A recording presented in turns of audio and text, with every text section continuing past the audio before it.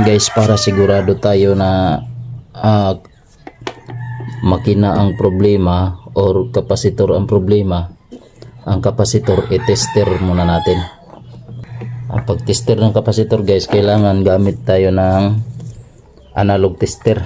Ito, kahit wala ito nakasaksak, mayroon tong kuryente na naipon dito. Delikado pa rin, makakuryente pa rin. Tapos huwag kayong hahawak dito guys. Ito may kuryente pa ito. Meron pa tong naka-reserve na kuryente sa ilalim.